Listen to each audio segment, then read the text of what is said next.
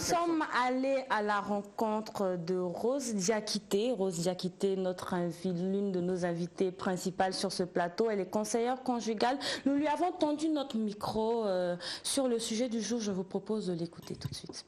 Ça dépend de chaque famille, de l'éducation qui se trouve dans la famille et de la perception que nous avons de la belle famille, de la belle fille. Par exemple, si on prend des familles intellectuelles, pour ces familles, la belle fille doit être d'abord aussi issue du même milieu, c'est-à-dire avoir au moins un minimum de niveau intellectuel. Donc ces familles ne seront pas réticentes à ce que la belle fille travaille, parce que ça rentre dans leur vision de la chose. Ça, c'est dans les familles intellectuelles.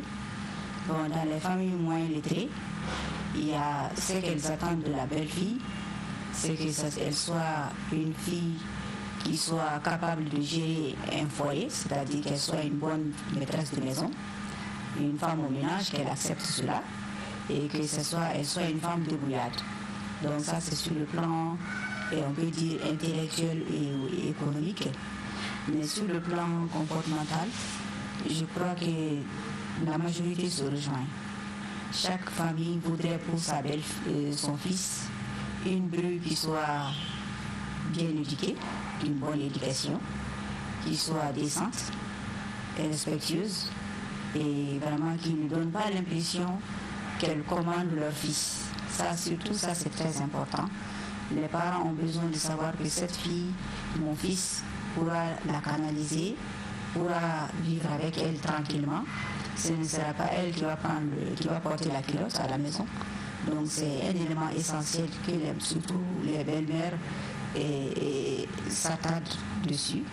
Donc ça, c'est quelques éléments qu'on peut dire en ce qui concerne les attentes de la belle famille par rapport à la belle fille. Une belle fille, quand tu dois venir, même pas une belle fille, n'importe quelle personne respectueuse et ayant une bonne éducation, quand tu dois aller dans une autre famille, surtout ta future belle famille, tu dois vraiment d'abord t'habiller de manière correcte. Tes beaux-parents n'ont pas besoin de savoir que tu as un port de lèvres. Ils n'ont pas non plus besoin de savoir que tu es la femme la plus sexy du quartier. Il faut vraiment porter des tenues décentes. Des tenues qui te mettent en valeur, certes, mais qui ne montrent pas ton corps, ta nudité, tes courbes. Ça, il faut éviter. Donc, il faut que la tenue vestimentaire soit la plus décente possible. Il ne s'agit pas non plus de s'habiller en vieille dame, non, mais il faut rester dans les normes du respect. Ensuite, quand tu viens dans la belle famille, la première impression, ça doit être que tu dois dégager une bonne aura. Une bonne aura, tu ne peux pas la préparer comme on prépare n'importe quelle chose. Ça dépend. Une bonne aura, c'est l'énergie positive que tu peux dégager. Et cette énergie positive doit venir de la sincérité que tu as à rencontrer tes beaux-parents.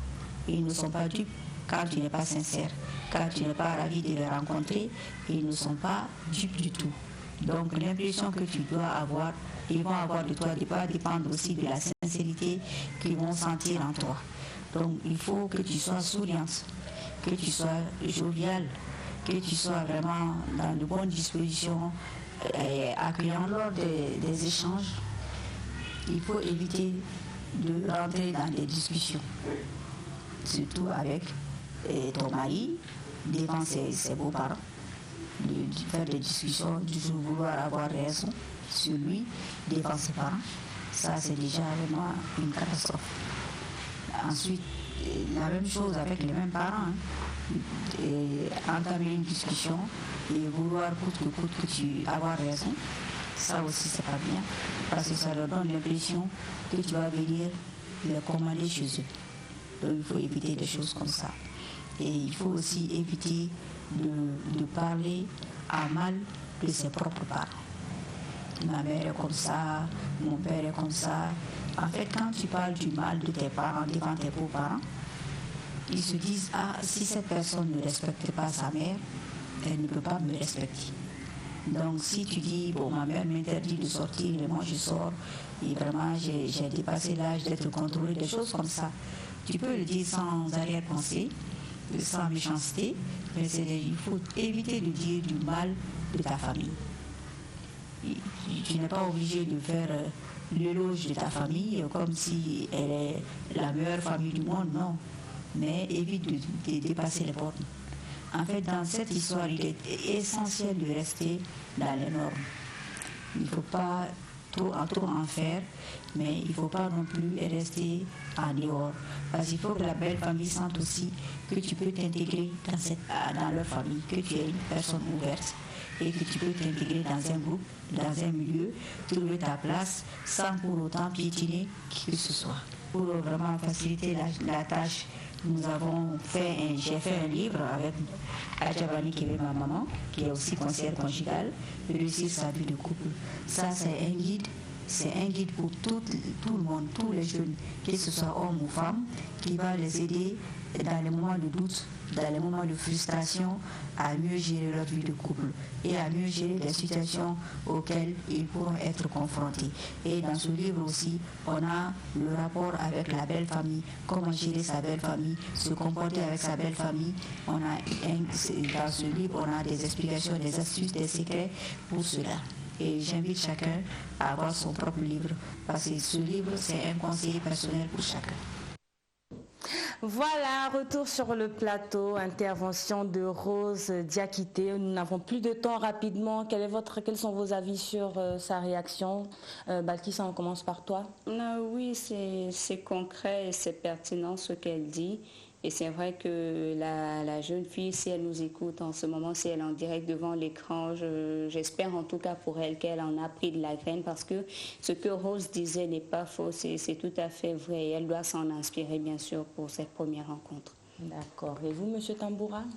Ok, c'est vraiment important ce qu'il vient de dire. La première fois, je suis très impressionné, une femme engagée comme ça et puis qui arrive à éditer un livre dans ce sens pour sauver des couples, parce qu'aujourd'hui ils sont... On a un appel, si vous permettez. Allô? Notre dernier appel. Allô? Voilà, et Natou, allô Natou? Oui, oui. Voilà, je voulais juste apporter 4 points.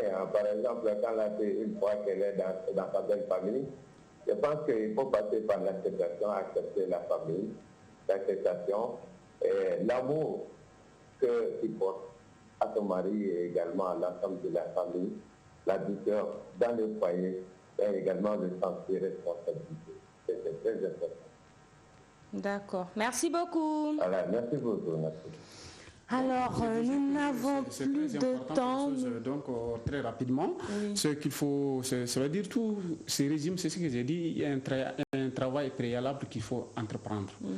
Il faut se préparer à la rencontre. Voilà, pour préparer cette rencontre, parce qu'elle est cruciale, elle est importante dans la vie du couple, dans l'avenir. Maintenant, ce qu'il y a, c'est-à-dire des conseils, c'est-à-dire il faut, c'est-à-dire être très sobre.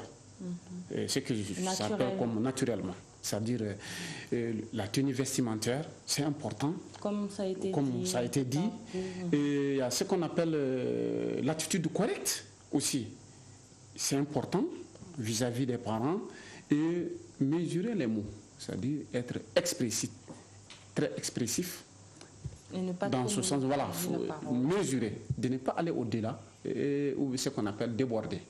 Donc c'est très important à ce niveau-là. Donc je salue l'intervention de madame qui a vraiment édité ces livres-là, qui a écrit ces livres-là. C'est vraiment important parce que là, elle est en passe de sauver des vies de couple, ou bien c'est pas des couples. Des vies de couple. Voilà, de nombreux couples. Merci beaucoup Rose Diakité. Et ce roman, Réussir sa vie, cet ouvrage, Réussir sa vie de couple, est disponible à Bamako. Ça ne coûte que 10 000 francs CFA et c'est bien sûr disponible avec Madame Rose Diakité au numéro, vous pouvez noter son numéro 66 71 60 09, je répète, 66 71 60 09.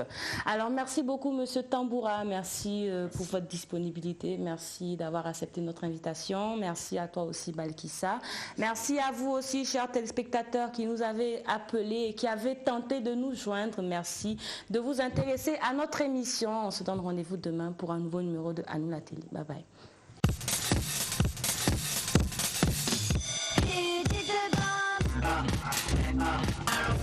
I know I can.